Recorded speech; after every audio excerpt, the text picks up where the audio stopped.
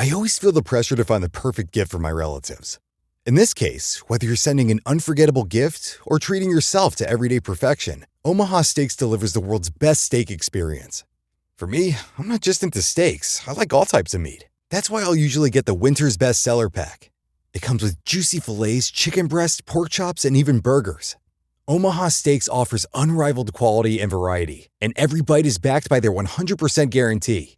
A family-owned company with over 100 years of experience in the meat industry. Save big on unforgettable gifts with Omaha Steaks. Visit omahasteaks.com for 50% off site-wide and earn an extra 20% off select favorites during their cyber sale. And for an extra $35 off, use promo code YUM at checkout. That's omahasteaks.com, promo code YUM at checkout. Terms apply. See site for details. Go to omahasteaks.com to get 50% off site-wide plus an extra 20% off select favorites and more limited-time deals during their cyber sale. And use promo code YUM at checkout for an extra $35 off. Minimum purchase may apply. See site for details. A big thanks to our advertiser, Omaha Steaks.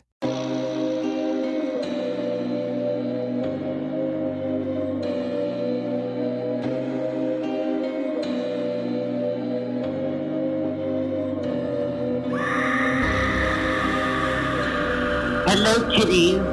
This is yours truly, the Crypt Keeper, and you're listening to Slasher Radio.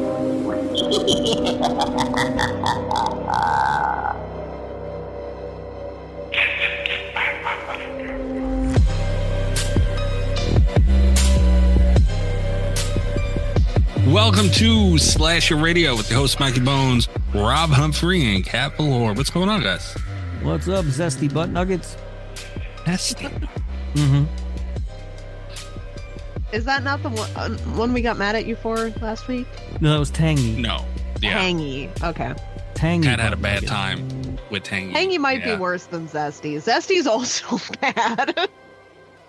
Zesty's bad because, like Tasha said last week, the tangy like kind of implies a taste.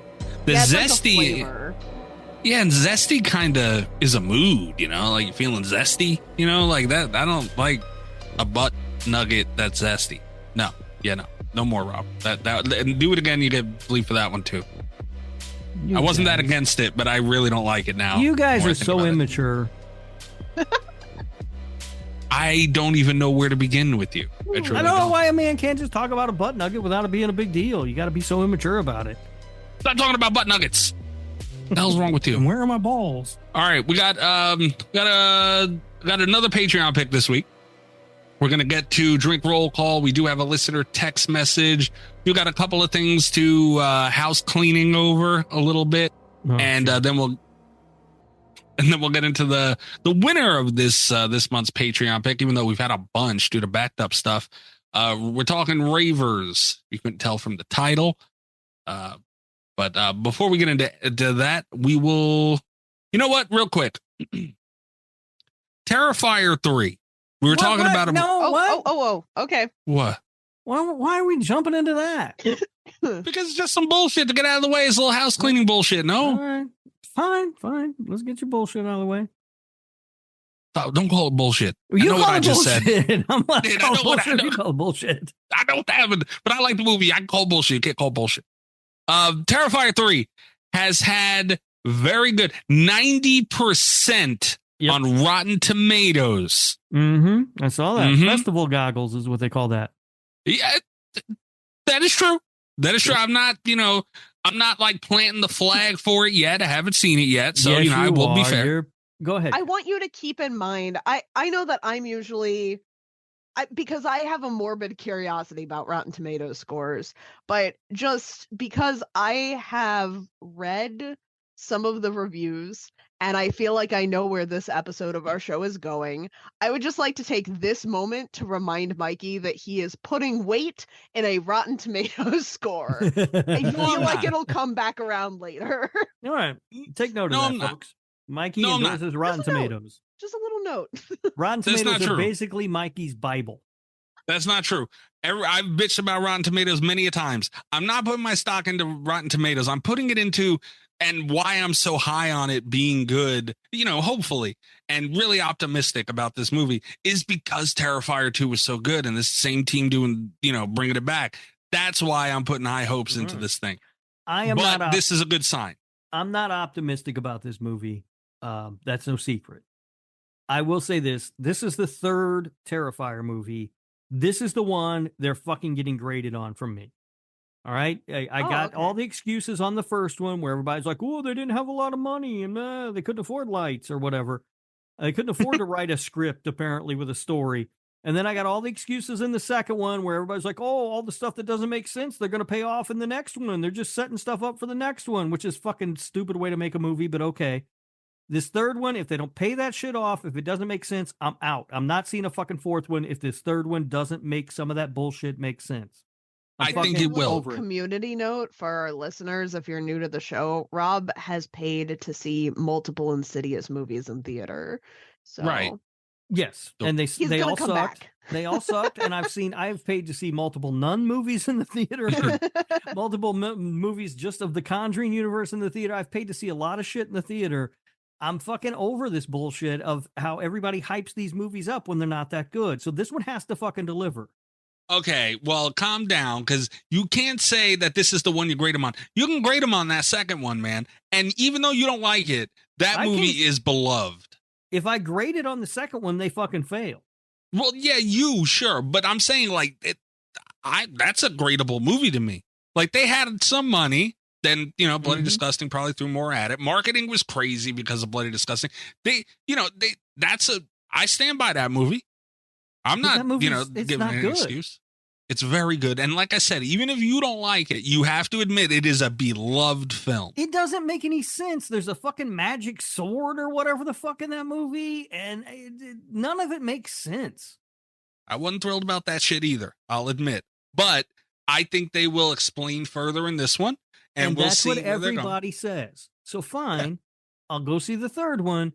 But they got to fucking do something with this one. This one has to be at least okay because the other two have not been okay. And I'm just over it. I hate you so much. At the time, this was put in our Discord, brought to my attention by one EyeRChris. Hell of a deal. And he, when he sent it, I closed the server. It was, he put a message on there, Greg and at I be banging. That would be Rob's name in the Discord. I be banging, Lord. Yes. That's you. Yes. So Chris said, Greg and at I be banging right now with a second well-received Terrifier movie coming out. At the time, it was, I believe, 90% with 10 reviews. It is now 93% with 13 reviews. All right. Look, it doesn't matter to me what everybody else thinks of it. It's only going to matter to me what I think of it. Just context. And, the other two have sucked. And people have liked those for some fucking reason. I think the second one was a very good. It was a good movie, like upper good. I don't want to hear from you. I've seen the second one more times than you have. Oh, the second one I love. See, I'm saying the first one though. It was a good horror movie, like borderline very good. First one's fucking. It's barely even a movie. The second one was phenomenal. Second one was great. The second one's a too long mess. If any listeners are trying to update like Portnoy descriptors, our current range is from sucky to borderline very good. Yeah, it's like it's low tier, very good. That first movie. Second one, phenomenal. No, great film. No, it's a fucking too long, overstuffed fucking mess. Anyway, I don't know. I don't know how you can watch a poorly made movie and be like, "Oh, it's good," but okay. Since we're in the rather sort of news section of this episode, which we don't really do news anymore, which is right. Fine, but sometimes stuff comes up and it needs to be mentioned. I don't know if you guys saw today, but it was announced Chucky, the TV show, has been canceled. Oh, I did not. Yeah, it was canceled after season 3. I don't know if it was announced today or not. I saw it for the first time today. So that TV show is apparently no more. Unless they find a new home for it. Sometimes they do that.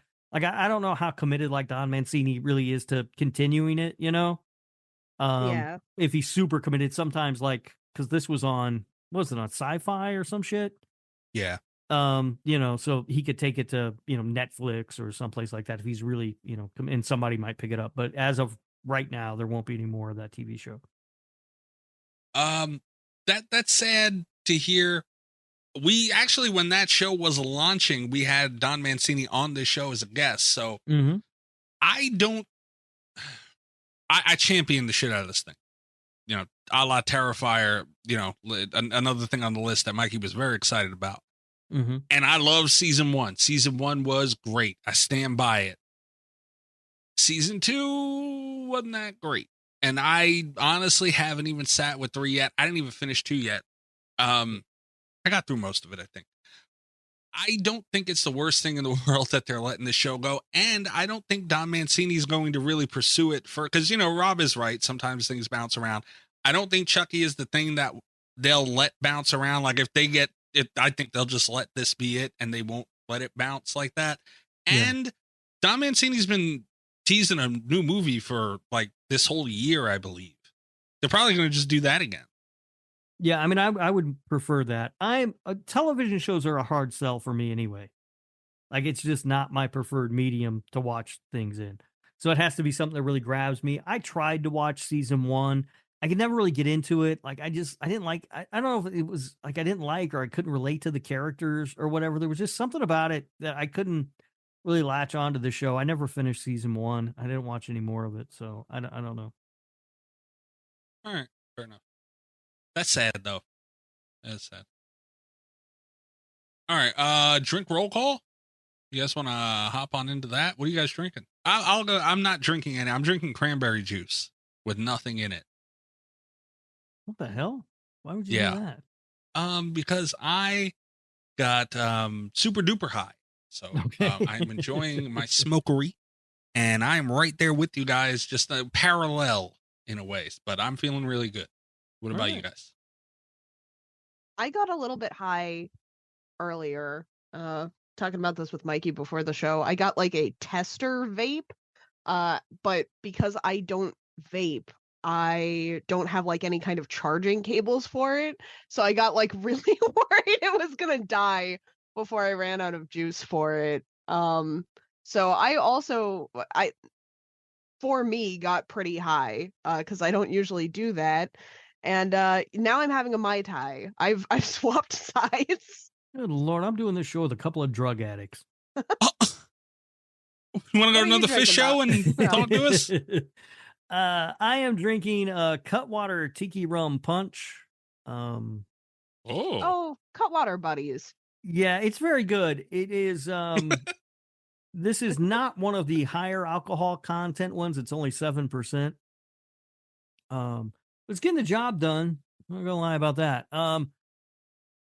I wanted the Cutwater Hurricane, but the liquor store near me does not carry those, but they do carry the rum punch, so I got that one, and it's pretty tasty. Nice. And clocking in at 7%, it feels fairly safe, although I am pretty drunk. Yeah. We received a message from Rob in our group chat today, a little bit before recording, about a half hour before, and he said, just so we're all on the same page, I am pretty drunk. Yeah.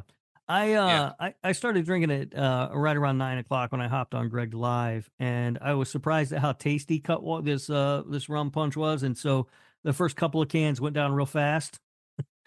And so even at 7%, Fair enough. How many, Rob? This is a fair question, because you've been drunk for a while. How many Cutwaters are you deep right now? I'm on the third one right now, but oh my God, it's fine. Again, this one, and Greg actually mentioned this when I was on his live that I should go for the record. This doesn't count. This is 7%. This is almost half of what the margaritas are. Like, it doesn't, Okay. I feel like it doesn't really count. I mean, those margaritas and other some of the other drinks are like 12.5%, 13%. This is 7%. It's like almost half. Right. You know what I mean? Like, I don't feel like it counts. All right, fair. Okay, then. But they still pack a punch, though, Cutwater, regardless. So yes, it does. Yeah. It does. More of a punch than I thought it would, to be quite honest with you. We'll see how the show goes. Maybe there'll be another montage. Oh, yes. Okay, yeah. Speaking of montages, very good, Rob. Nice. Mr. Cat's boyfriend guy. I'm talking to I'm you. a pro. I know how to set you up. Yeah, you almost act like you know what you're doing. Mr. Cat's boyfriend guy. I'm talking to you and only you right now. I am sorry. I forgot. I mentioned last week I was going to put the sex tape montage in that spot of the show just for you because you said you liked it so much. And I'm going to be honest, I forgot. I'm going to play it right now.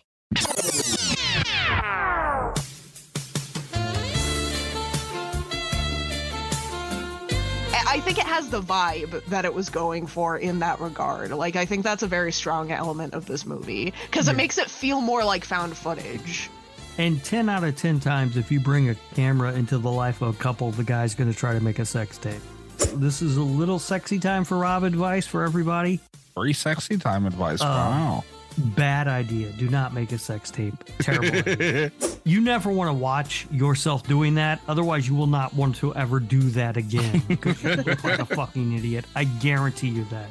You are much uglier than you think you are, and you do not want to see it on tape. You're a hideous, foul creature. You don't ever want to see it. You will disgust yourself, and no, it's not nearly the thrill you think.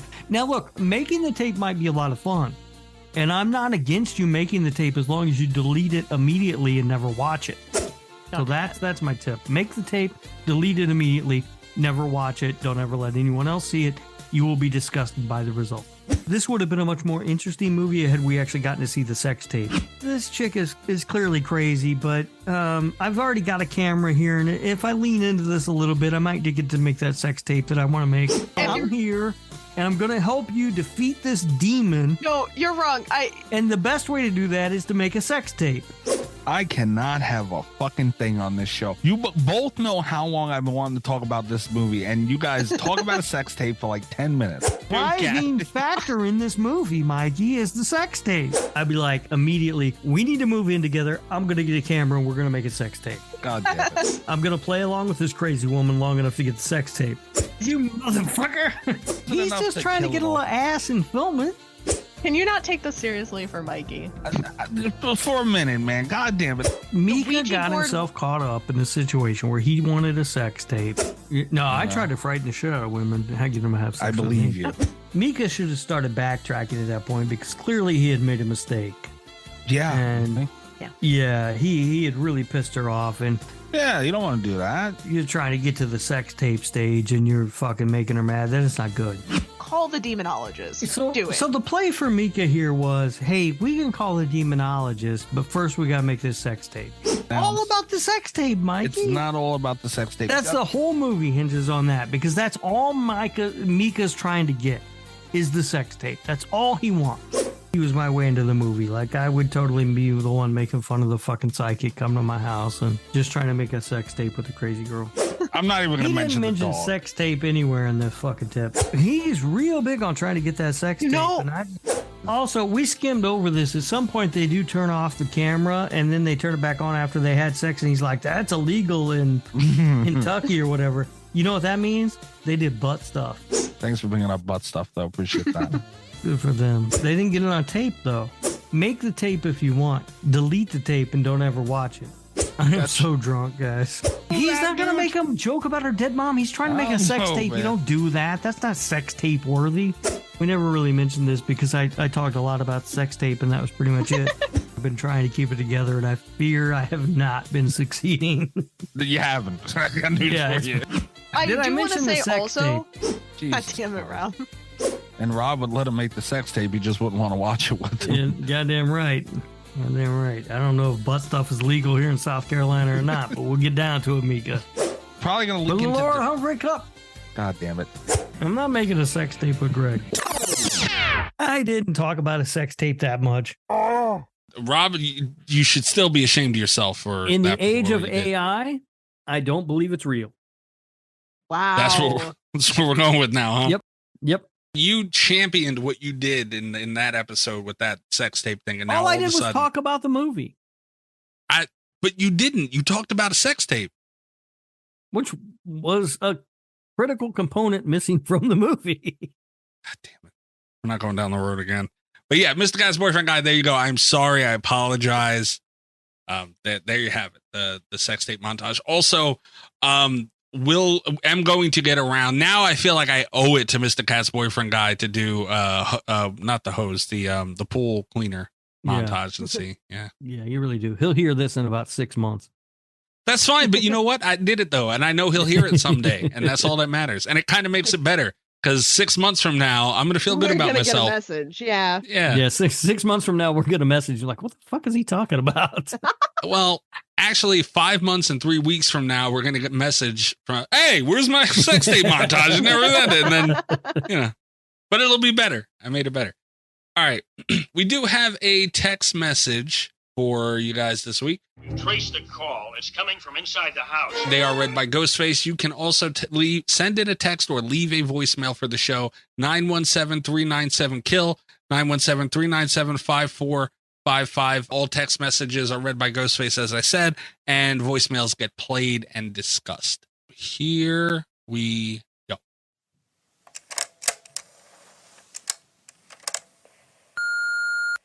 Hello, listeners. This week's text message is from the potato thief, Tasha. It reads, "Oh my goodness, I'm way overdue for a text. Mikey, since you've had such a good week with your viewing of Graveyard Shark, that I don't want to take away from that with a movie made in Canada. I hope you appreciated that this movie was clearly made with Rob in mind. Oh, wow. Rob, I can't believe you ditched Kat and I in Knoxville. We had to chase away a whole line of people wanting their copies of Puppet Shark signed by, and I quote, that fish fucker. Kat, it was so awesome finally getting to hang out with you, and I'm so proud of you for selling out of 2 books. I'm sorry they went behind your back to cover Blood and Honey while you were gone. Miss Ailey, I appreciate your support when Chris had so little faith in my ability to make this happen, since Will was a creamy butt nugget and bailed on me. Love you guys." Do we have to bleep Tasha? I don't want to, but we should bleep that whole fucking message. No. I think you need called out for abandoning us in Knoxville. Let me tell you, first of all, if people were paying me $25 a pop, I would gladly sign a book, Fish Fucker. I don't care. Money's money. Secondly, look, I had things to do. I can't be hanging out in Knoxville, I don't know. It's fun. I had a good time. Yeah. Did you? Yeah. All right. Sounded like you guys fought with some guy about mozzarella sauce. Oh, no. Tasha did that. I ate a more $4 beer brats than I'm proud of, Rob, is what I did. Wait, they had $4 beer brats? Yes, and that actually sounds like kind of a winner. Right? Yeah. Anyway, I did not break even in Knoxville. I had a lot of brats. I want to also say I appreciate Tasha for not giving me a Canadian fill. That was actually very nice of Tasha. I don't, Tasha. When you got your foot on his neck, you got to snap it. Well, I don't know about all that. Tasha also was just a guest last week, so sometimes we'll get backed up. We do have a text message next week that kind of should have been, I don't know. Text messages get backed up. And Tasha was just on, and she got this text message in here, and Tasha plants seeds, and I don't like the shit. We were talking about it on the Patreon or Easter egg, whatever, before we were recording. Patreon.com/radio. You get to listen to all that shit. Tasha's very evil, was my point in what I was saying. She's very maniacal. She's plotting. I don't like any of it. And she'll do shit like that. Like it's kind of like Greg will just show up and just like hit you in the face with a bunch of like horrible movie takes, and it's over. Tasha will plan and plot and just let the evil demon seed that she planted grow. All right, Tasha. Oh, speaking of, do I got to hit my button? Not right now. What are you speaking of? Well, I feel like I should hit my button because this is very Gabagooli Mystery Cornery. I have something for the Gabagooli Mystery Corner. Interesting. Okay. All this right. is a first. All right. So I'm going to hit your button, I guess. All right. Crazy Indian, get the fuck out of here! Go ahead, go back to turning tricks in Hoboken, you pain in the ass! Gabagooli Mystery Corner, where our listeners anonymously send in Italian memes making fun of me for being Italian. There is no horror Italian here. They are just buttholes. And I don't know why this is still going on or why we still do this and why I have something now for the Gabagooli Mystery Corner. I received a DM from Tasha on Twitter, and it was at 10 o'clock at night. It's my name with a bunch of laughing emojis, and I'm like, oh, shit. So, you know about this, cat? All right. I sure do. Okay. So, I see that. I'm like, motherfucker, what could this possibly be now? So, Tasha was scrolling through a dating thing on Facebook or whatever, and she said, look at who was swiping me. I guess that's like a, if you're interested in somebody, you swipe. I don't know. I don't use any of those. I'm going to send this to the group chat. It will go up on Patreon. Rob, I would like you to describe this. Were you swiping on Tasha? No, I don't know. Why do I have to describe it? Just look at it. This is the guy who swiped on Tasha. That is one handsome man right there. You believe this shit? That is a gentleman who, I don't even know how to describe this guy, really. I mean, he looks like a handsome fella. He's got a big tattoo there. Looks like on his chest. I don't know what that is. But he also has a spectacular mustache that I believe might be cardboard from the back of a Screamin' Sicilian pizza box. It is. Yes, which is why, Mikey, you always want to keep it handy. I've got one right here. Because you never know when you're going to need it. Unbelievable. I hope Tasha dates that man. She said, I almost had to match with this dude just because of the Screamin' Sicilian stash. And I responded with block and report.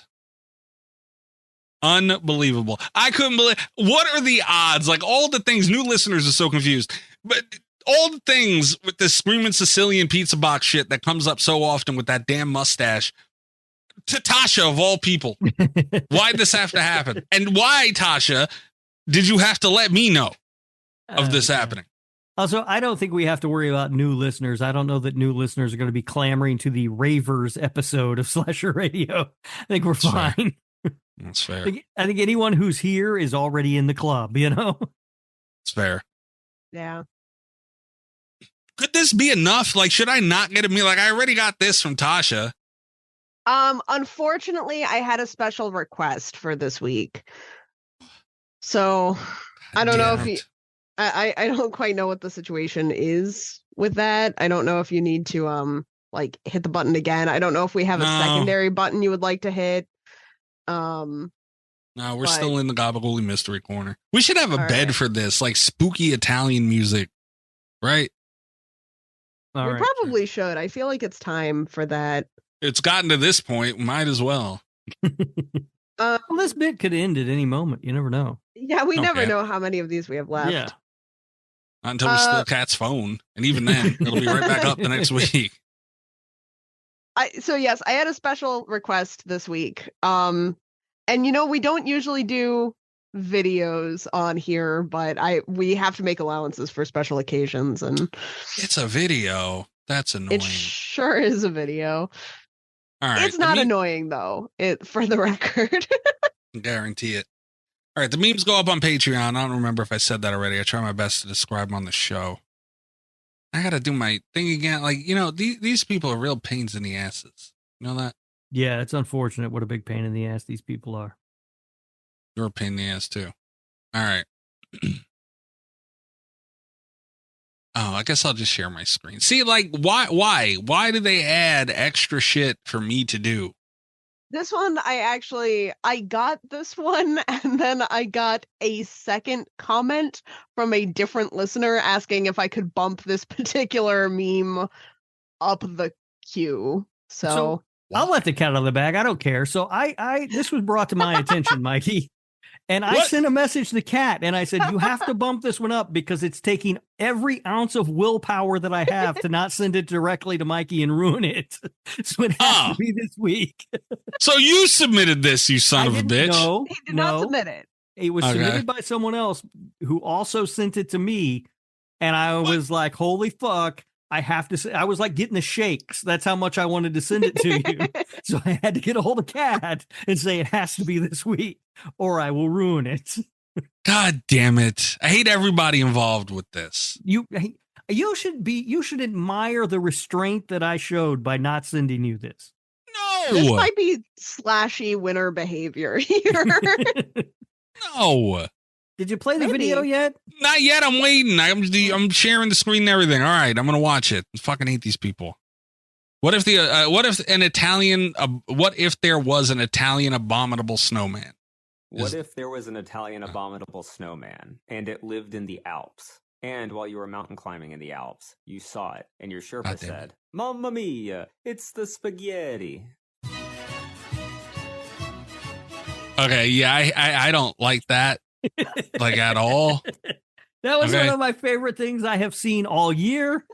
And it was so hard to not just send that directly to you. So I believe that I should be acknowledged for my restraint. Rob, I applaud your restraint. Thank you for not ruining the show. But I did have to message Kat and like, this has to go now or I'm going to blow it. No, fuck you and your restraint.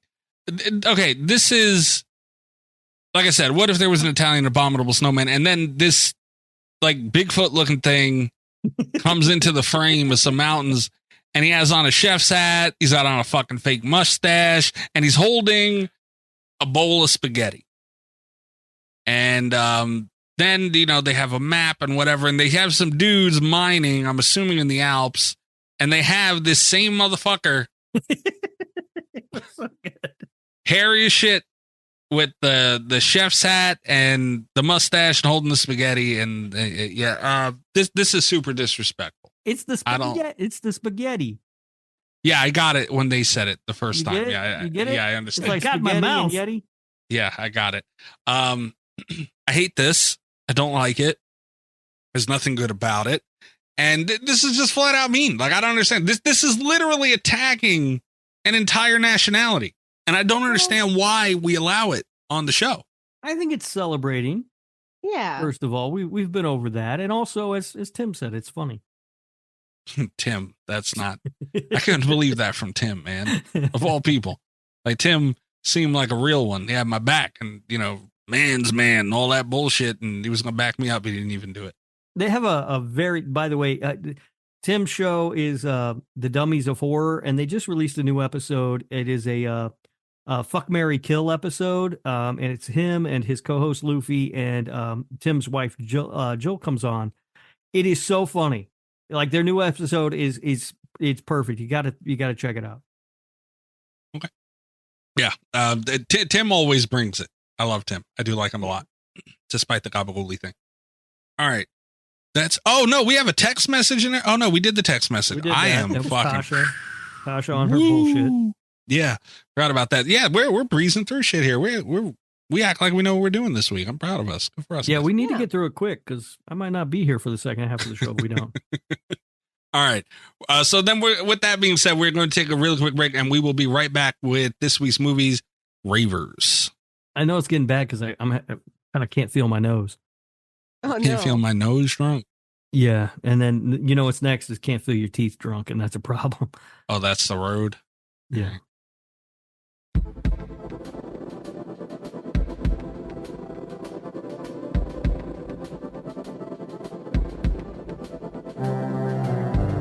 I'm almost out of pickles, and I don't want to go put pickles on my credit card, so I guess I'm just going to be pickleless.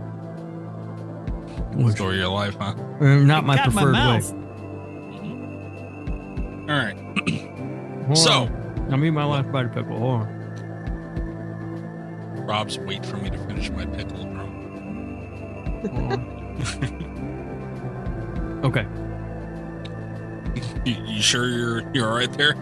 Yep, I'm good. Pickles are delicious. We're back. You're ridiculous. Okay, we have to go through all the Patreon picks and everything else that did not make it this week because Rob doesn't know how to work Patreon. That's right. Correct. All right. I also. Hey, by the way, anybody who's listening to this and you're not a member of our Patreon, just fuck you. Steal a credit card. That? Give us $300. Yeah, steal a credit card. It can be done, apparently. I learned this week. Just a straight out fuck you, huh? Yeah, fuck you, fuck your dog, fuck everybody. Stop being mean to dogs. What is There's this like comedy country song that I found, and it's so funny because the guy's cussing out his ex-girlfriend, and one of the things he says, fuck you, fuck your friends, fuck your dog, and it makes me laugh so hard because I'm like, how mad do you have to be at somebody to say fuck your dog? Seriously. You know what I mean? Like, that's some real anger right there. What a monster.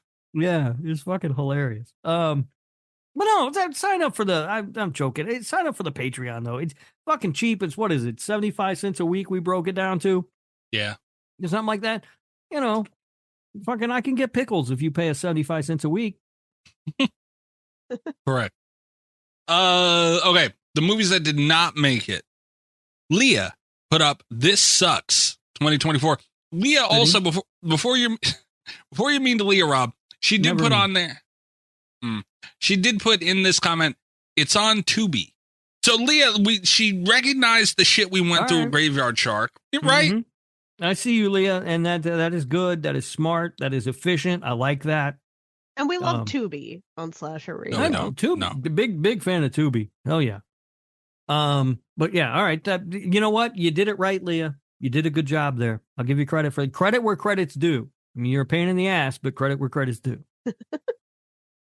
Unbelievable. Right. Next is from Amber, and Amber put up Eyes Without a Face from 1960. Ooh, you know, we don't do many older movies like that. No. We don't. Should we start?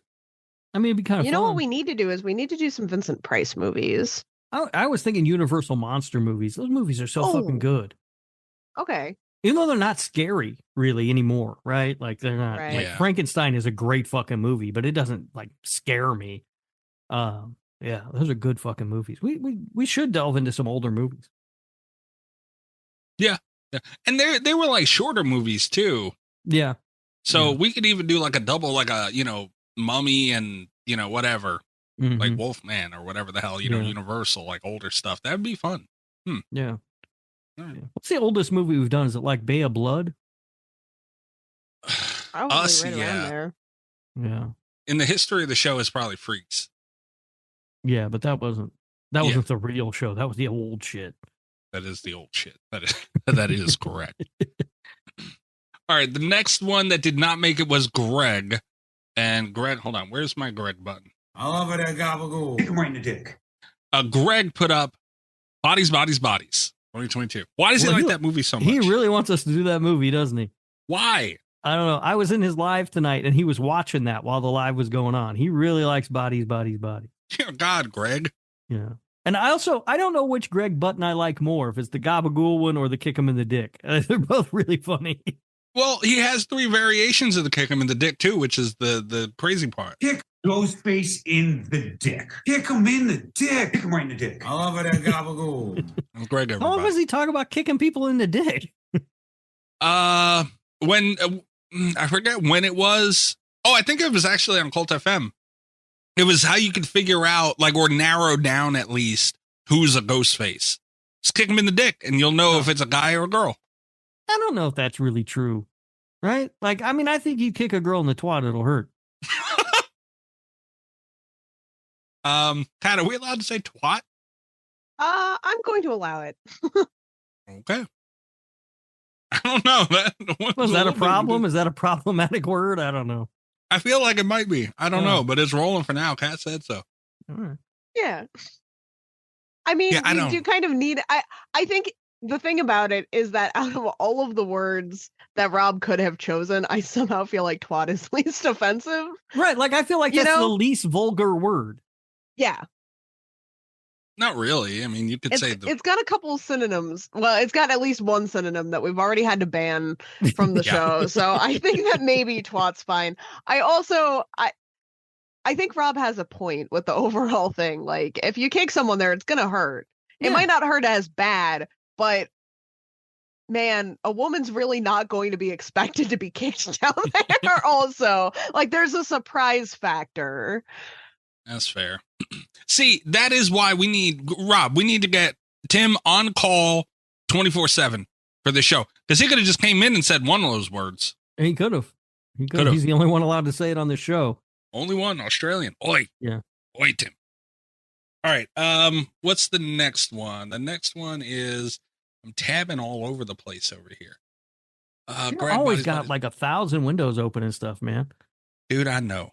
Yeah. Also, what's his name is in that damn movie? The annoying guy, Pete Davidson. I think that's why Greg likes it so much, man. It might be. Is he a Pete Davidson fan?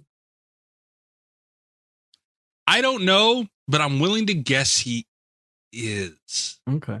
All right. That's where I'm landing. Let us know, Greg. I mean, maybe we'll get there one day, Greg, or maybe it'll become the new You're Next. We got a couple in the running for that. Speaking of the next You're Next, Tasha put up the Funny Games remake. And this is why nobody likes you, Tasha. You steal potatoes and you Tasha. nominate the Funny Games remake. In fact, she put up all caps, Funny Games remake, damn it. And somebody liked it. I don't know who did it, but somebody liked it. Cat. Yeah. Maybe. EyeRChris.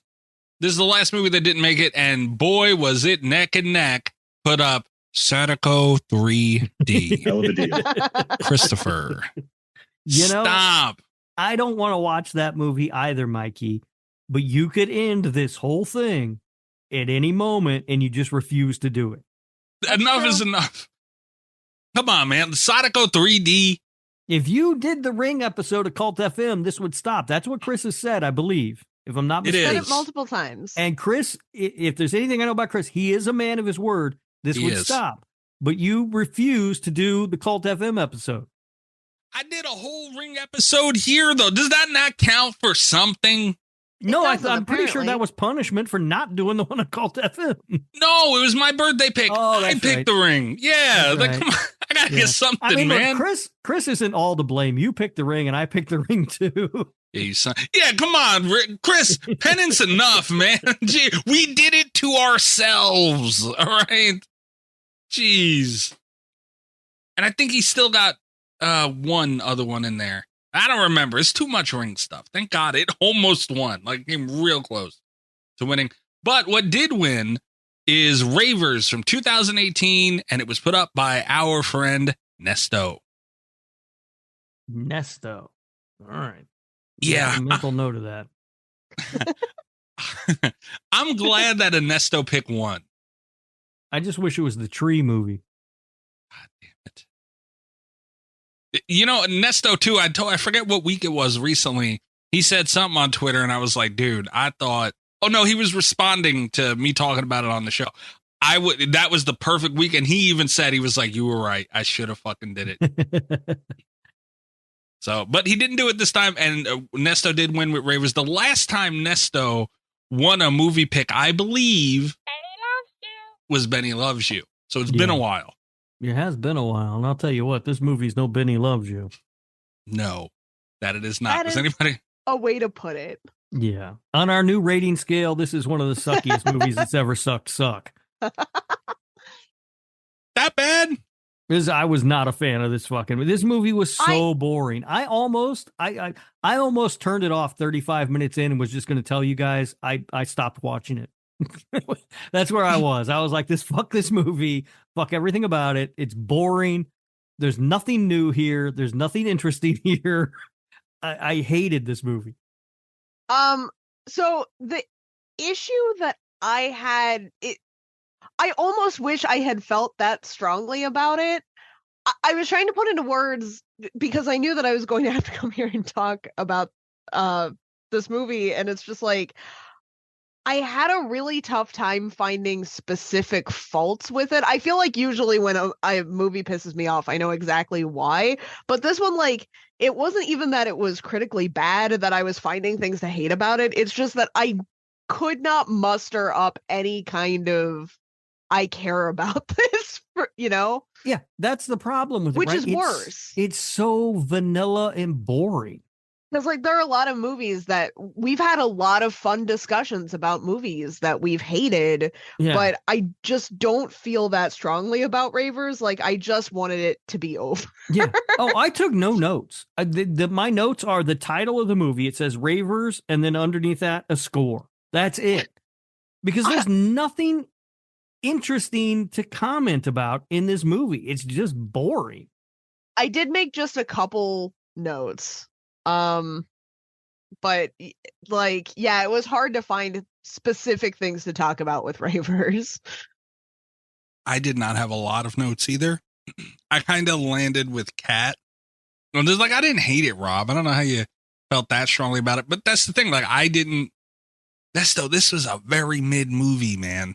I feel the reason I hated it so much and wanted to turn it off was because I was sitting there and I just kept thinking about all the other things I would rather be doing than watching this fucking movie.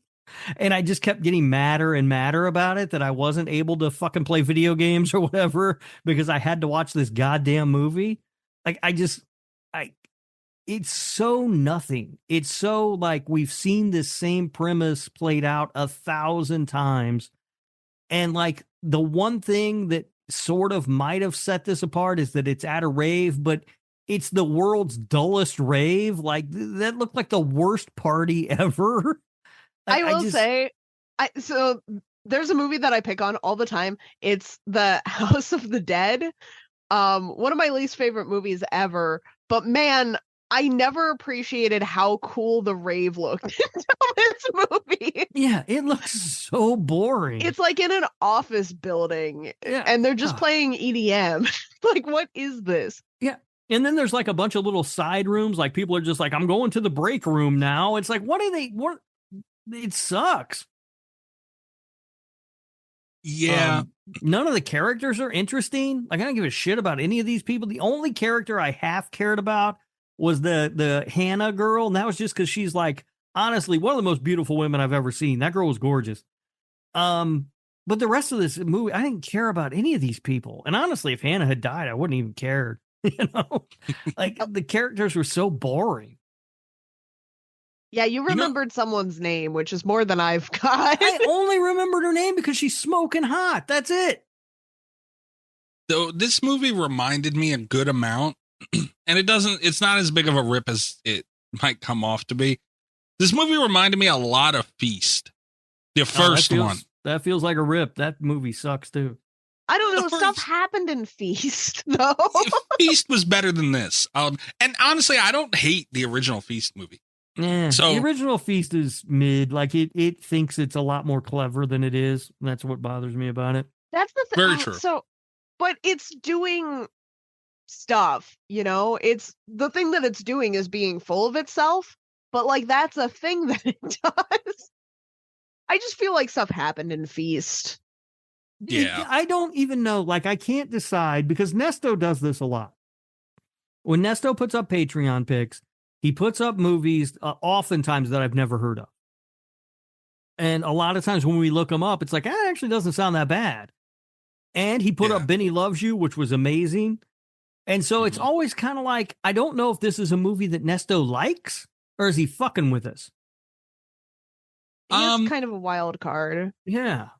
Another thing that the patrons like to do is they'll put up a movie that's kind of like Will said it with Halloween Kills, like just a throwaway movie. I mean, that was a Halloween movie, so like that's different. But you know, like they'll just throw something up, and maybe it's something they've seen just going through Roku channel, because this is where I found this. Yeah, or whatever, Tubi, wherever they're watching, and they just want to hear us talk about it, which is fair. Like that. I feel like a lot of these are the patrons take the shot with big movies, but there's really nothing wrong with like a nice little side throwaway horror movie. But the problem is this one, I think, was super mid. Honestly, the biggest crime of it too, I think, was from the beginning of the movie. It took them about 25 or so minutes, almost a half hour to get into the club. And I'll admit it's not the coolest party in the world. Like, it's not the best rave in the world or anything. I feel like they could have done better on that aspect, and they should have, since, that's kind of the whole thing of the movie. Yeah. So, but they didn't. But even to get there, like, if the party's not that great. Getting there isn't going to be any better, you know? It's something that really frustrated me because on paper, I feel like the timing should have been fine. Like the pacing structurally is super sound in this film. You have the introduction where we get like the cool kill that's going to be a hook, and then we like slow down, we introduce our main character, we give her a lead into the, horror stuff, and then and between those two things being about a third of the runtime, I think that's fine if they had introduced the character better. Like if I had cared about her, I wouldn't have minded that time. I still would have been grateful that there was like one death early in, but I would have been fine taking that time to like learn about her. And they set up a good, I think one of the best writing pieces of this movie is that they do set up a solid end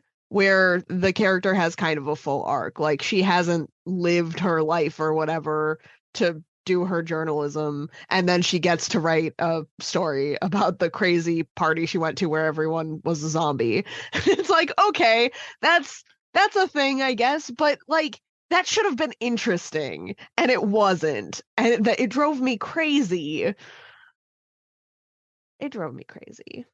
Yeah, and that's the thing. I think that because you're right, Kat. There should be a getting to the club. Like, I'm not arguing that, but I'm just saying in this movie, I could have did without it because it was boring and nothing happened. Well, but I think because the club. You're right. Like, in a movie with a killer rave, you want to get to the killer rave as soon as possible. I felt like they were in there for like 2 hours, though. Like, right. They wouldn't have done anything cool with that time if they'd gotten there sooner. You're right. You're 100% right. And I feel like in place of the movie, the way it is, I would have liked it to start at the rave just because I didn't really miss it. You know what I mean? But yes, you should have this moment with the characters. The problem is, the performances weren't good enough to really bring me into any of these characters was the problem. And we just talked about that. I don't remember. I think it was No Way Up or something. That shark movie on the plane in the ocean. Mm-hmm. What a way to describe it. That sounds like a good time for me. Anyway, I hated that movie because it was a dumb shark movie. But I said when we were discussing it, the characters at the beginning were able to keep me in there a little bit, through that time. And like introduction stuff isn't always going to be the most exciting by any means, but you can at least make it bearable and, get your viewer interested. And they just didn't do that here for me. No. And there was a bunch of weird shit that didn't even make sense in that portion of the movie. Like you've got the main character who's like this super neat and tidy germaphobe. And apparently she was dating that ultra dirty hippie chick. Like that's never going to work. Like, yeah. I don't know. It just irritated me. Like these two would never be together. She's not going to date some dirty hippie, like that's just never going to happen. And they didn't set anything up with the character. We learned that she wanted to be a journalist and we learned that she was a germaphobe, and none of that's very interesting or compelling. There was no reason for me to root for anybody in this movie. Yeah.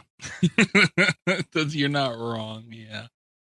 That makeout scene in the rave on the dance floor, whatever the fuck. That was my favorite scene. It was a cool scene. I wanted it was probably the most important scene in the movie, maybe, arguably, but it was a big scene. What'd you guys think of that? Because that's when we seen the first real look at, what's going on, what happens, the zombie morph kind of thing. What'd you guys, Rob, did you at least enjoy that at all? I don't even remember that. I don't know what you're talking about. What? When the two girls were dancing and then they kissed and the girl turned, how do you not remember that?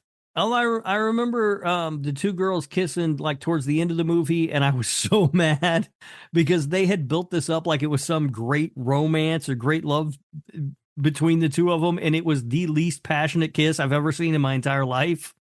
But I don't remember them kissing on the dance floor at all. No, that's what I thought of it. It was completely unmemorable to me. It was kind of a turning point in the movie for me because like I thought it was the best shot scene in the movie. I feel like they did things right there for maybe like 20 seconds, and I got really excited because I was like, here's here's where our base is gonna drop. Like the movie's about to get better. We're gonna see the pace pick up, and it's gonna get really violent here in a second, and it just didn't. Like the movie just kept going at the pace it had already been going after that, which is kind of where I started to lose faith in it, because that should have been where things really escalated and hit the fan, and they just didn't. I wonder if I was checking my phone or something when that happened. I literally do not remember this at all. You must have been either that or pooping. No, I would have paused the movie if I was pooping. Fair enough. It was a turning point for sure. I feel like it was one of the best scenes of the movie. It was done well, but I feel like it could have been done better. And that's really going to be what I'm saying for most of this. Probably it could have been done better. And I don't know, man, you have a rave like that could be so fucking cool. And like, I don't know if maybe they didn't have the cameras to really, cause you got to have a dark setting, a lot of lights. And like, I don't know exactly how you pull that off from a camera cinematography standpoint. So I don't know if that was maybe a holdback or something. I don't know, man. They could have did it better. They could have set that scene a lot better. And they could have made the rave look like it was fun. It affects every scene. Yeah, the rave is in. That party, I mean, there's no way. Like that, how mad would you be if you paid $20 to get into that party? Because that's what they were charging at the door. $20 to get into that thing? It looked Unless like a drink sucked. was included. I'd be mad. Yeah, it looked terrible. Yeah. Yeah, I think that's the thing is like it's got a cool enough premise. It's got what should be a really cool setting. The characters, it feels like they were just kind of ticking boxes for like things that a movie should have, without it just feels very passionless to me, I guess is what I'm trying to say. Yeah, and that's the thing, right? Like nothing that like it has on paper, it's a really cool idea. It's just the way it's executed is just awful. Like the rave looks like it sucks. There's like zombies or whatever those creatures are or whatever the people are supposed to turn into, but it's not really super violent at any point. Like we see some violence, but it never like really turns into like full on violence, which you're expecting because you're in a crowded, whatever factory or wherever they had this party full of people who have turned into these mutant zombie things. There should be a ton of violence going on, and there's really not. It's just, it's so like, bland. I've had to go on record as saying that I think everything is a horror movie, but if someone wanted to make the case that this were more of you can't call it a comedy because there like aren't a lot of jokes. I noticed in some of the promotional material that they were calling this like a dark comedy, and it's like, I don't know about that. But if you wanted to call this like a thriller more than a horror movie, I'd understand, because there's just this lack of tension, which it's already, if you are trying to do a funny horror movie, it's something that can be really dangerous. I think even some of the funniest horror movies don't have that balance quite right, because they tend to lean like a little bit more funny than scary, and it breaks that immersion. Like it breaks the sense of tension that normally a horror movie has. This one, it wasn't even like funny that was breaking that. It was just the like, oh, we're gonna do something kind of goofy here instead of letting things escalate. And it was like that the whole movie. Like they figure out that there's an infection and they're just hanging out with the Ravers, I guess. And look, if they were shooting for horror comedy, then this is even worse movie than I thought it was. See, and that's the thing is like, I literally don't know if that's what they were going for. They have these moments where you're like, oh, they're not making it super scary here, because like when there are all the Ravers that are like doing security for the dealer in the back, they're just kind of goofy scenes. And you're like, is this a comedy? Is that what they were trying to do? Because you're not laughing, but you're not scared either, because they're just kind of, goofing off instead of doing a horror movie. I don't know. There's a lot of this movie's just you looking at a screen. Yeah, you're not wrong. Another big aspect of it But the zombies themselves, I had a note. Hold on. Zom thugs, I was calling them, because they're just they're like robbing people. They're drug addict zombies or whatever, however you want to put it. And it's kind of weird to see it because, you know, we've seen different alterations of zombies, and they're sometimes a little silly, but really for the most part, it's pretty much the same in one way or another. And these were just like, they were robbing people for money and drugs as zombies. So I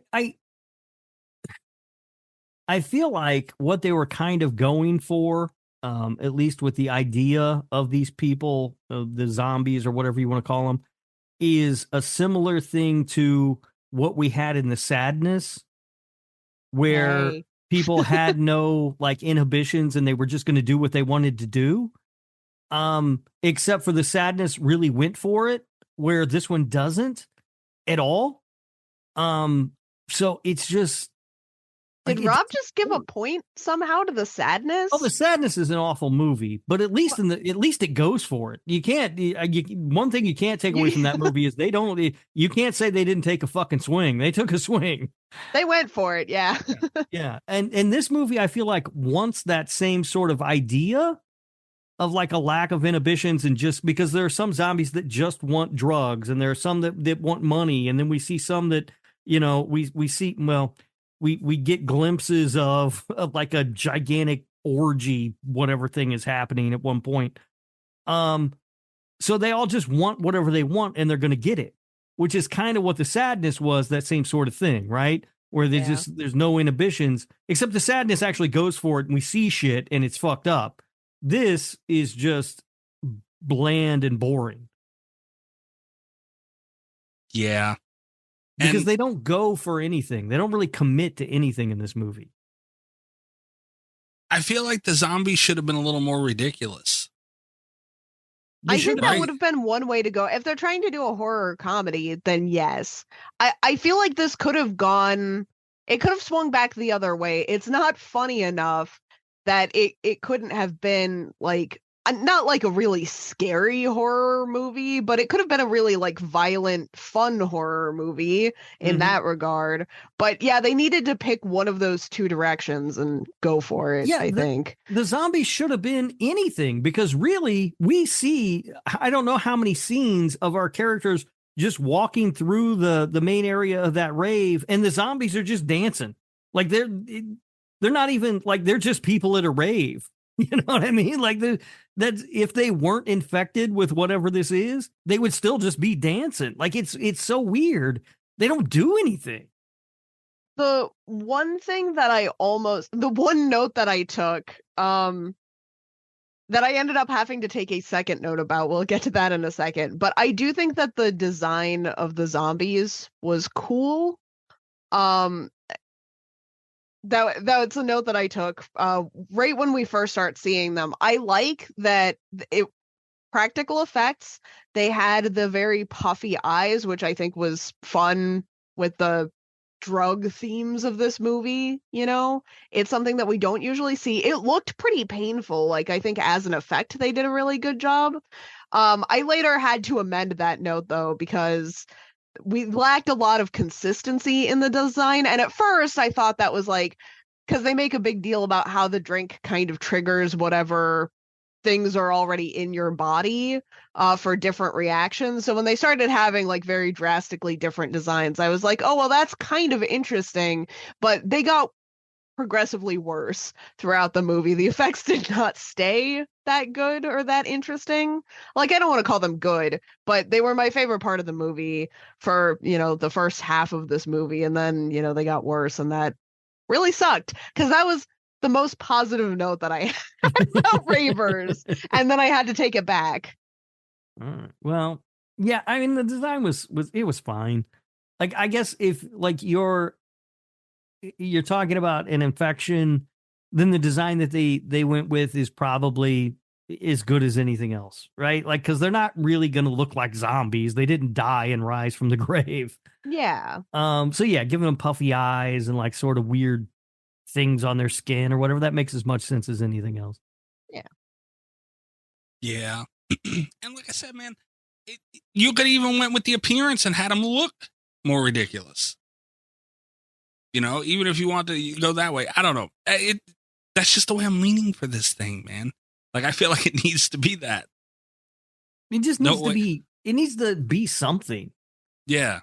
I mean, and it's not. It's really just nothing. And they didn't commit to any one thing. And so we just have what, 90 minutes of just boring. Yeah. But yeah, I don't know, man. And I feel bad because, like, I've been rooting for Nesto picks when he doesn't pick the Tree movie for a while now. And I'm kind of mad that this is the one. There's been a bunch of times where Nesto has put up a movie and we're like, ooh, that sounds pretty good if it's something we haven't heard of.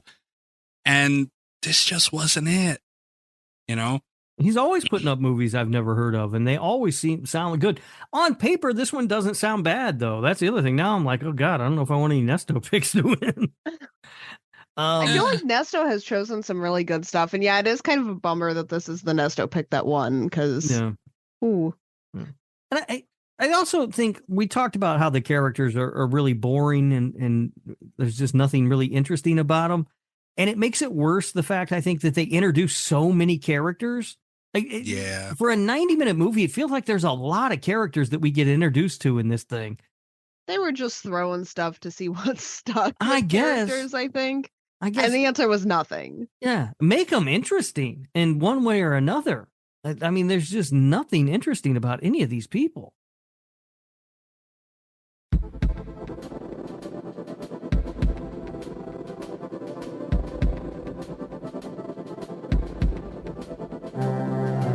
And also, like,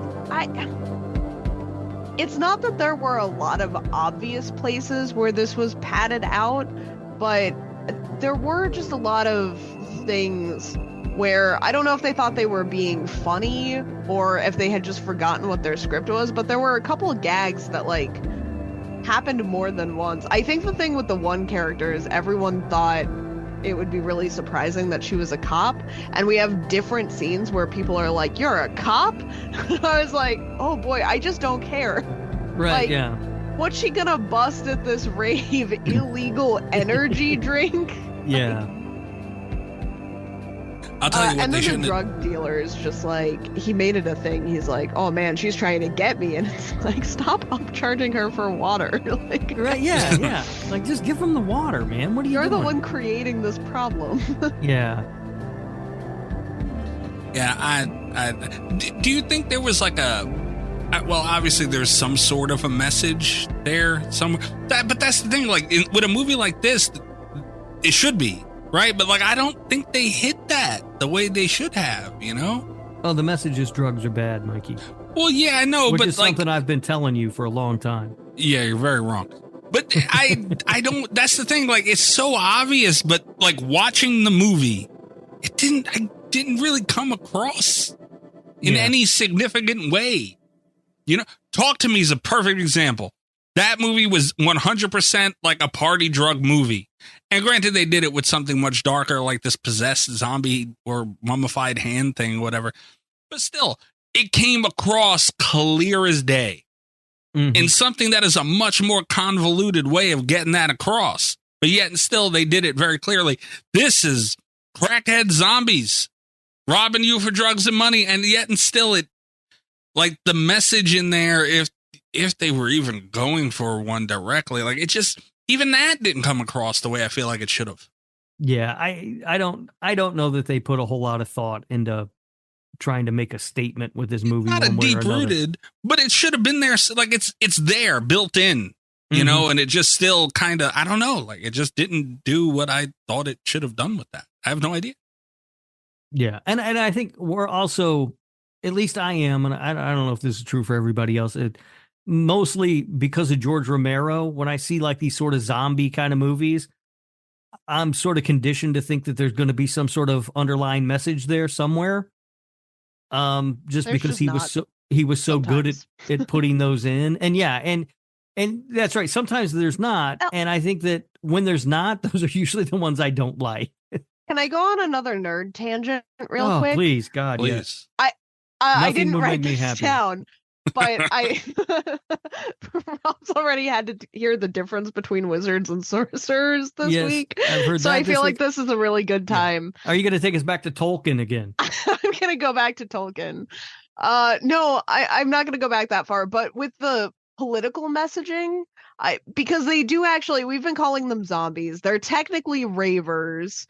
Because I feel guilty lumping this into zombie movies. I'm an advocate for some really big, terrible zombie movies, right? But this one, I'm not sure counts because they make the distinction in here that they're not zombies, they're mutants, which I would argue that they're not really mutants either, because mutants usually have a mutation, and this seems like more of a fleeting virus, but they're not reanimated.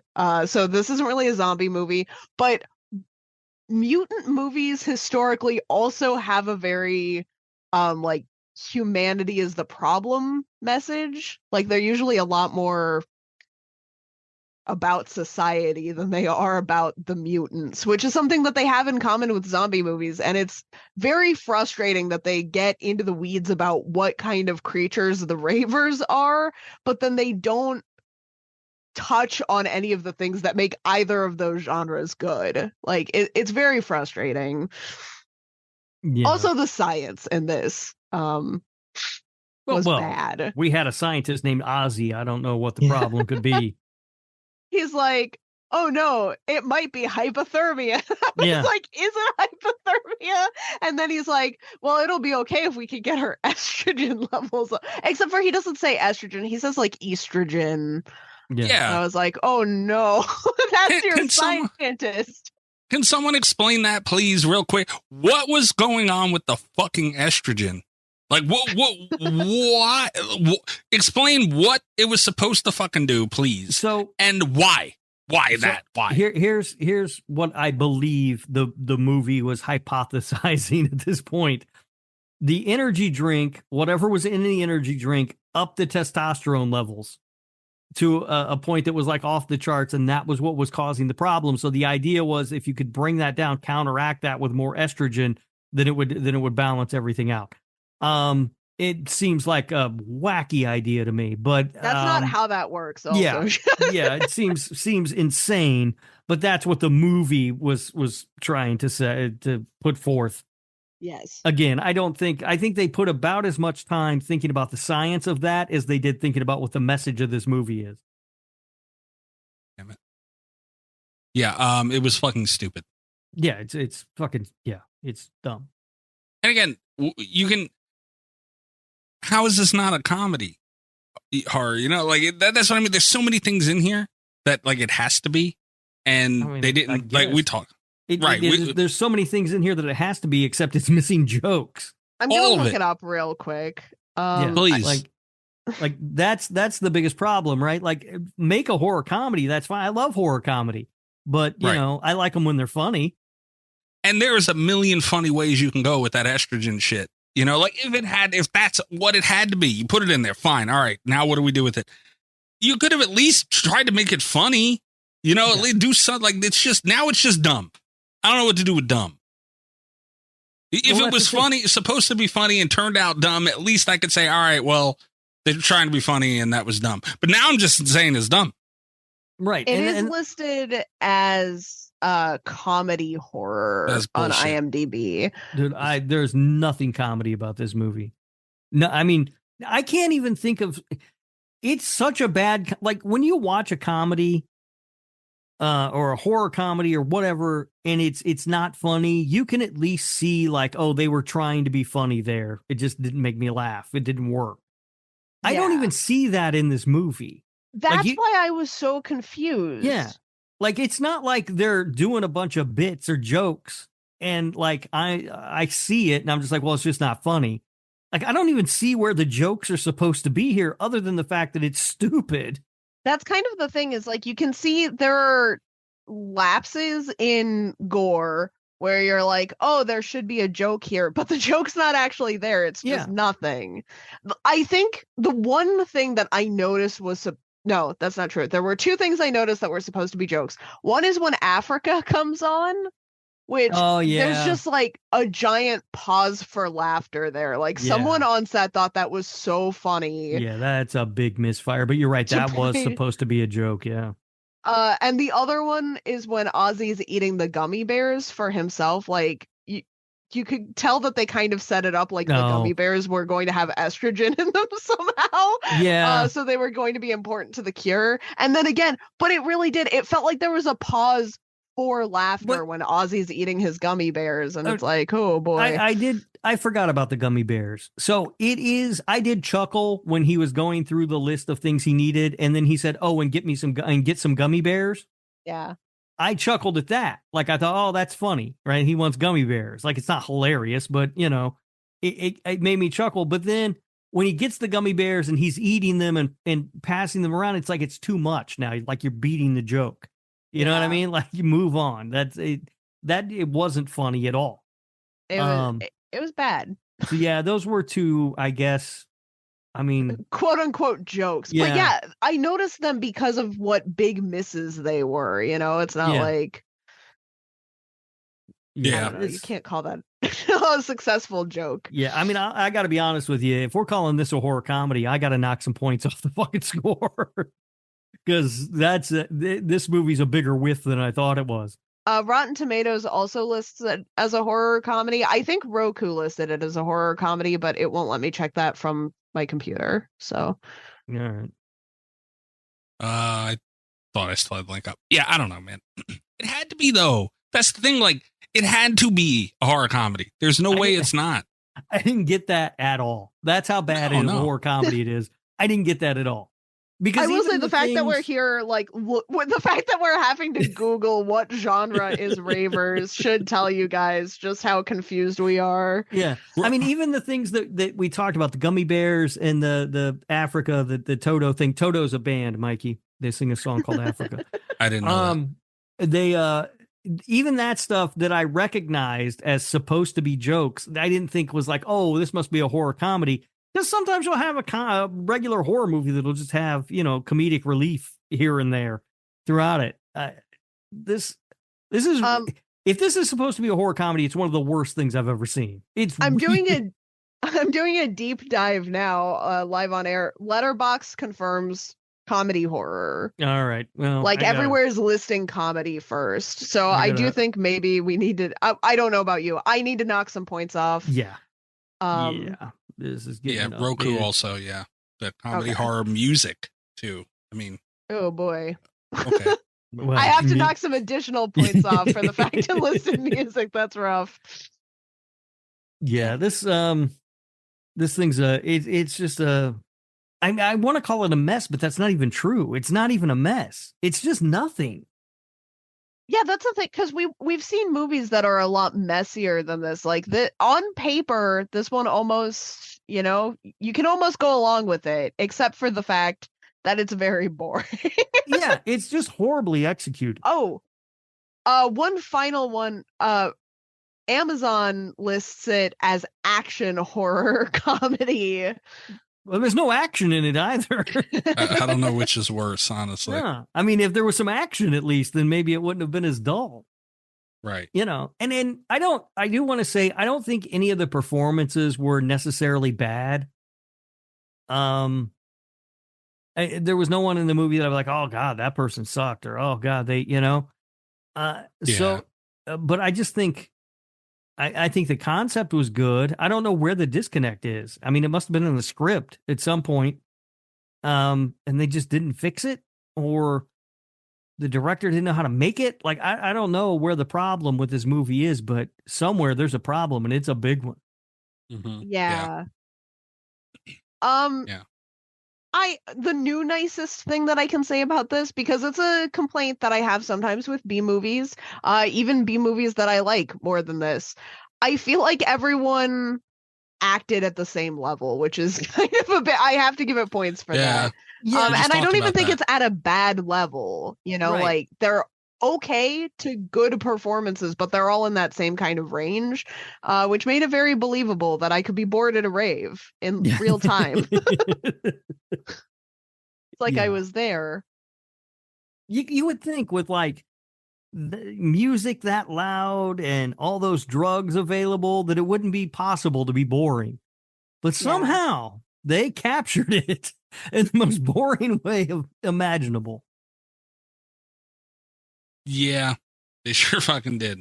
And that could have went a long way, man. If we enjoy those scenes, you know, it could be, you know, you got to do some other shit around it, sure, but it goes a long way. It's the whole fucking, the movie's called Ravers. Yeah. Oh, God yeah. damn it. Yeah. The rave. That's the centerpiece of the whole fucking movie. Right. You know what? I'll say one more good thing about it. I do like the idea that the time frame of this movie, you know, within its world was very compact. I think that was a good way to approach it. I don't know how else they would do it. Honestly, I mean, we've seen other movies do it differently, similar things, but like it felt very compact. You know, like everything just kind of happened at this rave, and you know, you had the 20 minutes or so leading up to it, sure, but still, like everything happened here, and that kind of it's something that you can fuck up. Like I've seen lower budget movies just try and do too much, you know, and fuck it up. And they didn't do that, at least. I don't know if they had the money to do that, but they didn't even try and do that. They didn't try and go anywhere else. And they kind of just stood here and did their thing here. And there's something to be said for that too, maybe. Yeah. Do we think they just spent all their money on getting Natasha Henstridge for like a day? Maybe. Possibly. It's a fair theory. And you know what, too? Like, I feel like we're not giving enough credit to the effects as well. Like the effects were pretty, like, this is a low budget movie. So, you know, for this standard of what the movie was and what they had available, I feel like they did a good job with that too. Like nothing looked awful. Yeah, they even had that scene where they were like stepping on somebody's head, and you know, I'm not gonna sit here and say it looked great, but it also it wasn't awful. So that's good too. What? I do object to the idea that nothing looked awful, because there's the scene with the bug eyes. Oh yeah, that did look bad. That looked really bad. Yeah, that was rough. And I wouldn't even have remembered that was a scene, except for when you go to IMDb, you know how they have the little banner image? For some reason, it's those bugged out eyes. That's the one they chose? That's the one that they chose to represent this movie, so... Yeah, talk about it. It was a ballsy attempt, you know, like that doesn't seem easy to do. You know what I mean? So I don't know, man. Like I still give them a little bit of credit for trying. Like I feel like it could have looked worse. They do it get didn't some look great. points, like right, because it looked a lot better overall than I thought it was going to. Then it could have, right? I have a feeling that maybe they ran out of budget at some point along the way, because there are some really early shots where the practical effects are like notably better than some of the shots at the end. But like overall, with the budget they had, I feel like this could have been a lot worse. Yeah, and they had to get a lot in there, man. Like the zombies themselves, you know, granted they weren't, you know, over the top zombie effects or anything, but you know, they had to do a lot of people with a lot of makeup. You know, that's a lot of work and a lot of money. So yeah, I'll give them credit for that, man. I'll stand on the effects for this one. I'll give them that. Like they did their thing there. They did very well from what I would imagine they had available as far as budget. I feel like they overachieved there. Yeah. Okay. Rob? Yeah, that's fair. All right, fair. So yeah, and that's good. It's just, man, you fucked up the rave, dude. Like, how do you fuck up the rave? That was the biggest thing. Ravers. They could have had shittier effects and a better rave, and it would have probably been a better movie. Honestly, yeah.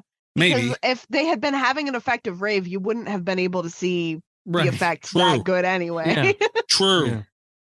Yeah. And again, I'll even give them a sliver of a pass on it if it's like just the cinematography, because that shit is hard to capture. You know, like an effective dark, but you can still see setting, you know, especially if you don't have the best cameras in the world, which I'm sure they didn't. That's hard to do. I don't know. It might end up losing points for this. The fact that it's at a rave, like, I don't know. That's a perfect opportunity to get 1 or 2 money shots in and then just really, really stretch that effects budget out by counting on the strobe lighting. Right. Yeah. Like, Yeah. oh, I might have to knock them like a part of a point for that, actually, because that's just, it's bad movie making. Like, know what your That's fair. strengths are in the budget, you know? Yeah, that's fair. That's very fair. Can't argue with that. That's true.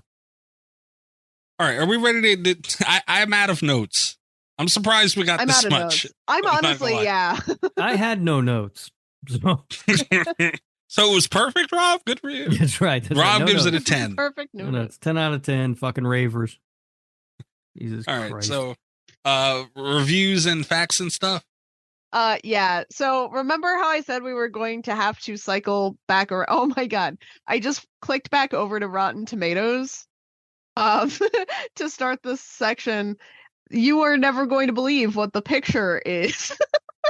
Oh god damn. Well, they really thought that was the money shot of this film, didn't they? It's also, yeah, I dropped it in the chat. That's also the bug-eyed lady we got for Rotten Tomatoes too. That is so funny. That's what I'm saying, man. Like it's a ballsy effect.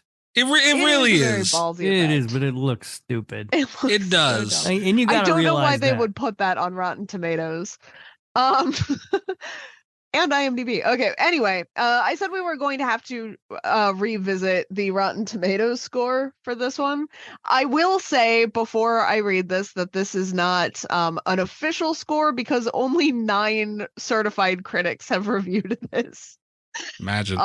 Which falls short of the like 50 you need to have the official score. But between those 9 reviews, Ravers has a 78% Get the critic score, fuck out of here. Wow. making this a fresh movie. Nesto made fucking 7 accounts. That's crazy, Nesto. Damn. The popcorn meter has damn this it. at 69%. So Oh. nice, Yeah, very nice. but also way too high. Yeah, right? also Like- very, very wrong. Yeah. Also correct. Okay, so IMDb saved my sanity a little bit because we didn't talk about this movie at all coming into the episode, and it's like I was watching it and it's like there's no chance any of us are going to like this, but I was afterward looking up the Rotten Tomatoes scores and it's like, like maybe I'm about to have a hot take. No, but IMDb brought me back down to reality some. It's got a 4.6 out of 10. All right. It's closer. Which even is a little bit harsher than we usually see from IMDb sometimes. Yeah. I pulled a couple reviews. I pulled both of the good reviews. There were 2 good reviews for this movie. And I thought they were I thought they were entertaining. I also thought it was as close to a defense as we were going to get on Ravers, and in case our patron Nesto is a big fan of this one, I wanted that viewpoint to be represented. And then I have a couple of bad ones that were just very funny. All in all, though, those 4 reviews, there was only one. There was a single review, 5 stars, that I did not pull for Ravers. We're not working with a bunch of material here. 8 out of 10. Awesome. Normally, Damn. I would have given this kind of movie a 6. Good horror, but some poor writing choices. But because it all played out during a rave party with the kind of music I really like, I had to give it an 8. I had the volume pumped up really hard, and it felt like I was there. Awesome. All right. So there's no good horror in this movie. Not at all. There are writing problems. They're correct about that. Yeah. And EDM sucks. So they get a candy bar. Just because they like EDM that much. You wrapped up the candy bar thing quick. Wow. Okay. Yeah. I had a couple notes with this one. First of all, the EDM. The fact that you would admit on the internet that that's something that you enjoy is crazy. But also imagining that I were the sort of person that did like EDM and was proud of it.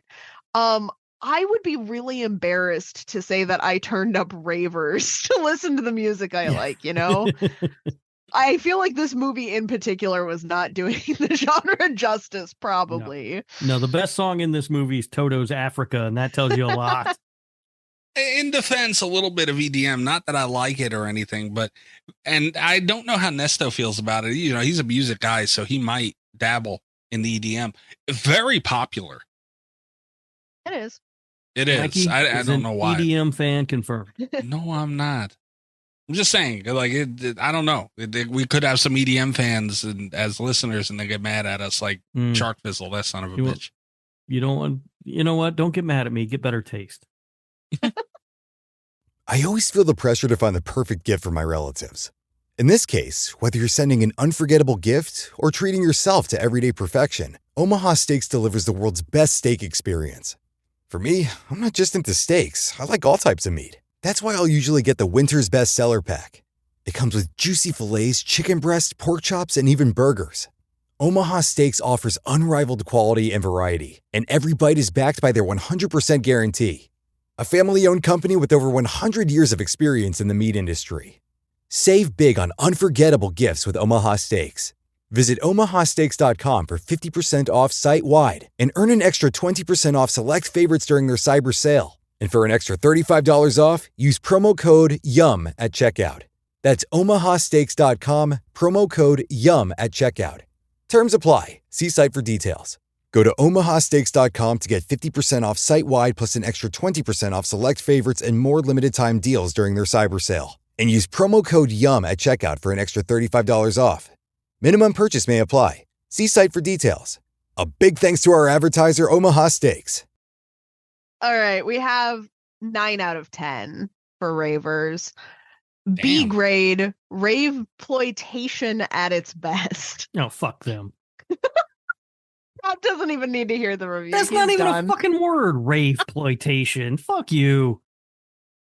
Now imagine a rave party, drugs and ravers turning into mutants. ... Ha ha ha. This is what the film is about. I loved it. Super original. You need to love B-grade style horror. If not, you will hate this film. The special effects are on point. The music is great. Storyline, super original. I want more. So that's clever, kind of. I'm not gonna lie, Rob. Come on, that more thing. You have to imagine a rave full of ravers that turn into mutants because you don't get that in this fucking movie. So you still have to imagine it even after you've seen it. You're doing the heavy lifting for this movie. Yeah, imagine a good movie. That's what they could have written, and it would have been the same thing. Man, they had such a dope concept right the fuck there, and they blew it. Like that's really that. I might knock a little bit off just for that alone. They had it, man.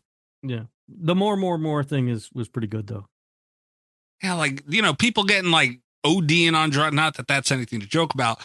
People like ODing on ecstasy or something at a rave, and they're like on the ground, passed out. People think they're dead, and they turn into a zombie and bite the fuck out of somebody. Dude, you had something here. Mm-hmm. Like that would have been.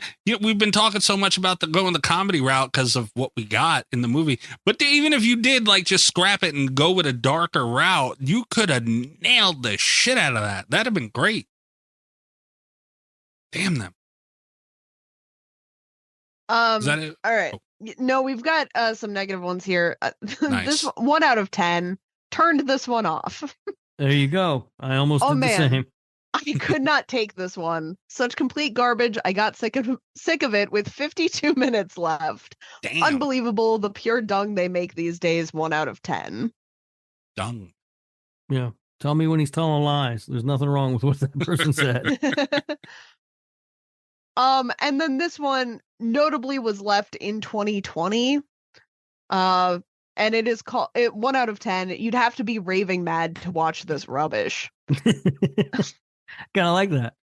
At least the people in this film had drugs and drink to get them through the awful plot. I had to do it sober. The fact that I chose to turn this off, and we're in lockdown, so stuck indoors, bored out of our minds, should be evidence about how boring this film was. Damn. Also, I feel like I don't want to question the life choices of our last reviewer here. I very much agreed with his points, but I don't think he had to watch it sober. I feel like most people outside of the three of us here don't have to watch it at all. No. But again, he gets points for his review because he nailed the main thing. This is fucking boring. Yeah. And it shouldn't be. There's no reason this movie should be as boring as it is. True. And finally, we're not going to do the whole review, but my best review title goes to our next one, 5 out of 10, Zombies versus American Accents. Cat, by any chance, the Mr. Cat's boyfriend guy, he didn't watch this one, did he? He did not, no. What do you do if you, like, in an alternate reality, you watch this with Mr. Cat's boyfriend guy? Because I know you're not going to watch it again. But if you did, and he loved it, like, how do you handle that with him? I mean, that would have been, we would have had surprise guest Mr. Cat's boyfriend. I would have been poking him to keep him up, like, hey, buddy, come defend this.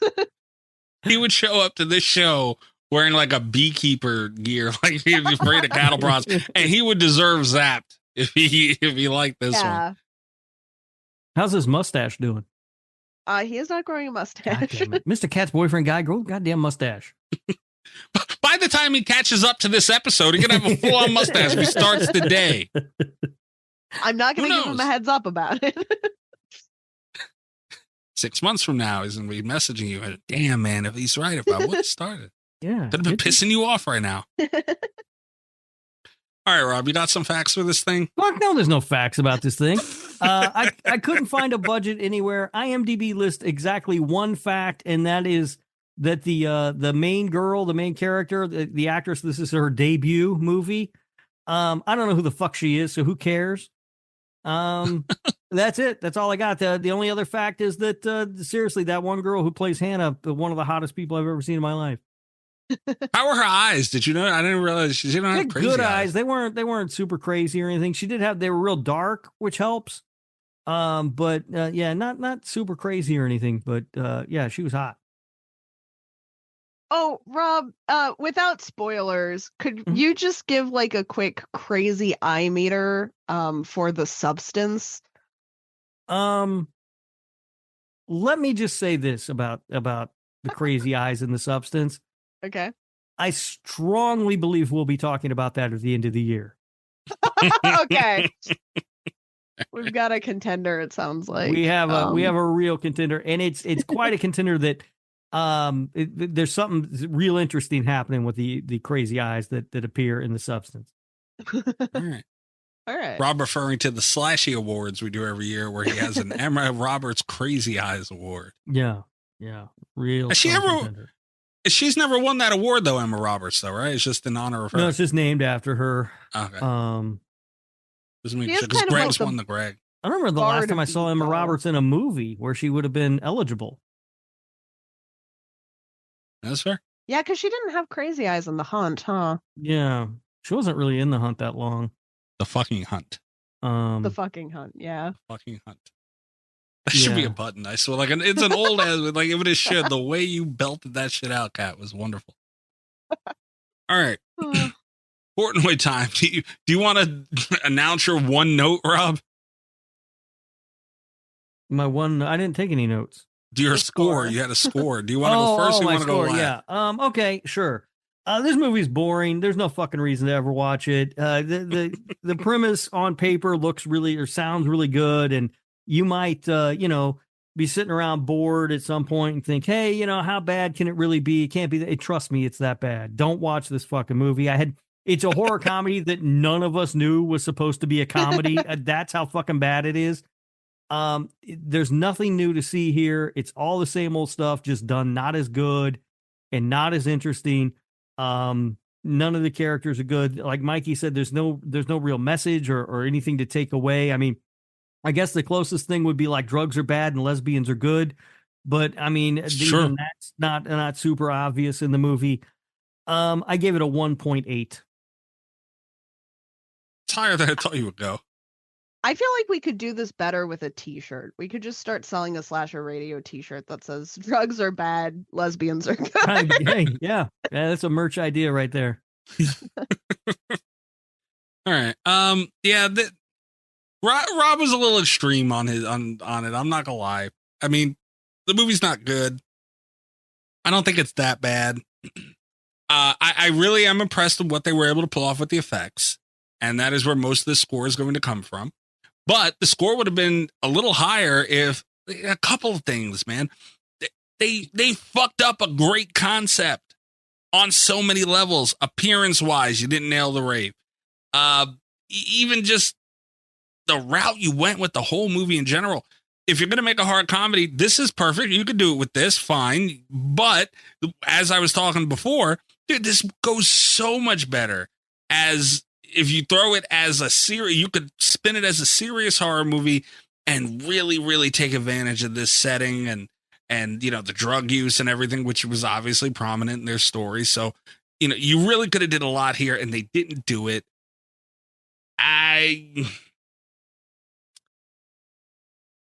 Damn, man. I'm gonna give it a 2.4, and that's the best I can do. And a lot of that is effects, honestly, because it would have been higher, Nesto. I'm talking to you. If they didn't fuck up this concept, man, honestly, like the effects really did impress me, and they were fun too. Like they were a mixture of good and fun, which is a good mixture for effects and a horror movie. So yeah, 2.4. I think that's fair. We're like all right in the same range. Cause I've gone with kind of a rookie number. I went with a 2. I almost did. I had the more we talked about it, the more it lost points. And it might have lost points anyway, because even like coming into the episode when I was thinking about it, it's like I gave this way too high. But my initial like gut reaction toward the end, it's like this is maybe like a 5. Like it's just a nothing movie, right? Like I'm not mad about it. But I didn't have a good time. But like talking about it and having to think about it made me increasingly mad about it. Because yeah, they fucked up a concept. They lost points when we figured out it was a horror comedy. And then I also had to take points off right at the end for it like not being smart about the budget they had, you know? And it's rough. But yeah, that's fair. Yeah, right. It lost points. I had this at like a 3.2 or something initially. It lost points with the horror comedy thing. It lost a fuck ton of points when we figured that out. But yeah, it's just it's bad. Just avoid this movie unless you really, really like Toto. Yeah. Also, I'd like to point out, I was just looking, and some other shows that I listen to, other podcasts, their patron picks recently: Day of the Dead, 10 Cloverfield Lane, Near Dark. Why don't we ever get movies like that? Because we get Ravers. Yeah, just throwing it out there, guys. That's all I'm saying. Hey, man, we got Graveyard Shark though. So all right, that's not anything to brag about. Graveyard Shark is better than this. We got Halloween Kills, all right? I mean, yeah. All right. We got Cabin in the Woods for what that's worth. And we got Leslie Vernon too. I mean, come on, man. Maximum Overdrive was in there. Henry. Man, you're going back years now. This was in like the last month that these other shows got to do these good movies. Yeah, man, we got I didn't say we had that many good examples, but we got some good examples. Is all I'm saying. Freddy vs. Jason, that was another one. It's in there. That did go back quite a bit. I didn't realize that's true. All right. Patreon.com/radio tier starting as low as $3 a month. Please support the show. You can also follow us on Twitter, TikTok, and YouTube. Patreon.com/radio. We do have another interview with Behavior regarding some Dead by Daylight stuff. So there's going to be a lot of stuff to talk about there. 2V8 will be brought up, all kinds of different things. So make sure you're subscribed to us on YouTube and TikTok for all that stuff. I did also post a couple of funny things that had happened. So if you're a horror gaming fan, that is the place for you. Trying to get more of the show content up there as well. So, yeah. Make sure you're subbed to us on everything over there. You can also follow me at Mikey's Dead if you would like. And that's it for me. Rob, what about you? You better ask about 2V8. That was the greatest thing in Dead by Daylight. I can't believe it's gone. Absolutely. That was so much fun. You can find me on Twitter at RadioRob123. You can listen to the other show that Kat and I do together, the Nick fucking Woo Cagecast. That's Nick effing Woo Cagecast in your podcast players. We just released our episode on The Sorcerer's Apprentice with our guest, Greg, who made it onto the show. Greg is not banned, and you are, Mikey. I hope you feel good about yourself. Yeah. By the way about that, I listened to that episode. Greg was very well behaved over there. I feel like we have another This Horror Life situation going on a little bit. Because I would say you're well behaved over there, Rob, and you are much more well behaved over there than you are. Person everywhere I go. That's bullshit. But I've like let he that is more well behaved over there. Much more well behaved. He didn't say once. Damn it. But either way, I let that ship go a long time ago. I figured, that's just what it is. But Greg was surprisingly well behaved.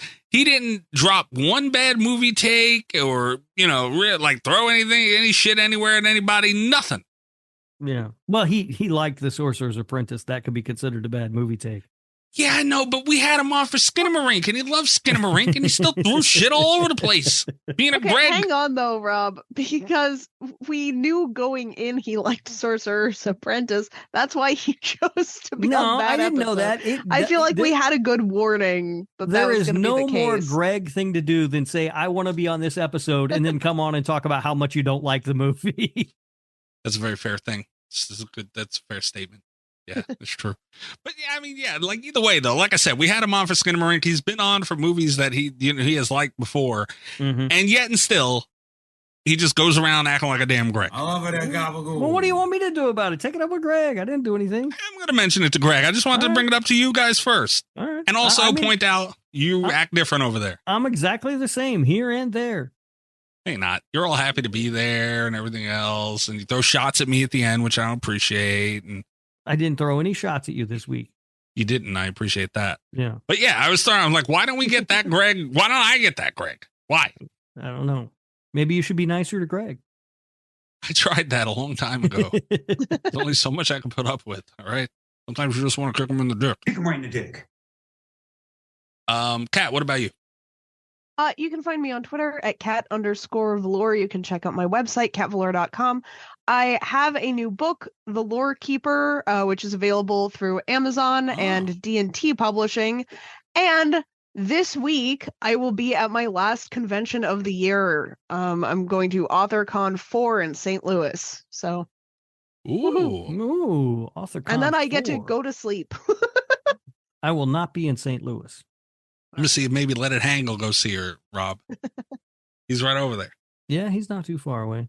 He's not. Rob will not be there signing books this time, though. not. So no, I'm not Rob? I'm not making the trip to St. Louis. Why?